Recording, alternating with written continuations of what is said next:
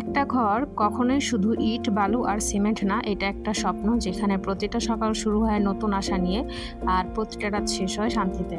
আমাদের এই প্রজেক্টের ডাইনিং স্পেস এবং লিভিং স্পেসে আমরা বেশ কিছু ইন্টেরিয়র কাজ করি এবং এইখানে সবচেয়ে যে এলিগেন্স কাজটা সেটা হচ্ছে যে আমাদের ডাইনিং এবং লিভিং স্পেসের মাঝখানে একটা কলাম থাকায় আমরা সেখানে ওয়ালের ব্যবস্থা করি যাতে আমাদের ডাইনিং এবং লিভিং স্পেসের সৌন্দর্য নষ্ট না হয়।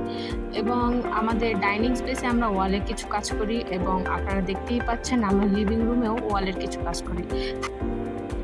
আমরা এখন চলে যাব মাস্টার বেডরুমে।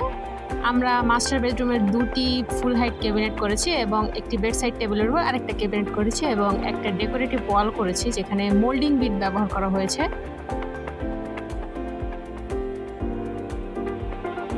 এরপর আমরা চলে যাব আমাদের গার্লস বেডরুমে, যেখানে বেডের সাথে একটি লং চেম্বার এবং সাথে একটি সিটার এবং ড্রেসিং ইউনিটের সাথে রিডিং ইউনিট করা হয়েছে। এবং আমরা লং চেম্বারে খুব একটা মিরর ইউজ করেছি এবং আমরা সিটারের উপর টেলমেটের মধ্যে ওয়াশ লাইট রেখেছি।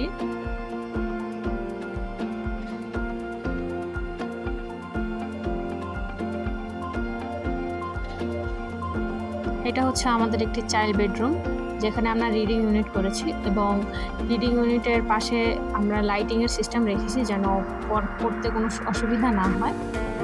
তারপরে হচ্ছে যে আমরা এখানে একটি ক্লথ ক্যাবিনেটও করেছি যেখানে হচ্ছে যে বুক শেলফেরও ব্যবস্থা রয়েছে।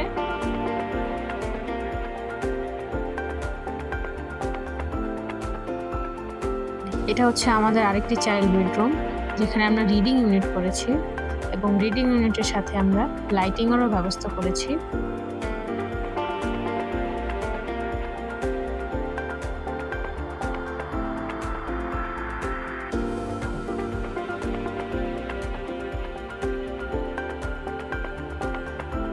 এটি হচ্ছে একটি মডুলার কিচেন যেখানে আমরা অল্প স্পেসের মধ্যে খুবই সুন্দর ফাংশনালিটি রেখেছি এবং আপনারা যারা নিজেদের স্বপ্নের ফ্ল্যাটকে ইন্টেরিয়র করাতে চান তারা অবশ্যই স্ক্রিনে দেওয়া নাম্বার এবং আমাদের ফেসবুক পেজে যোগাযোগ করবেন। ধন্যবাদ।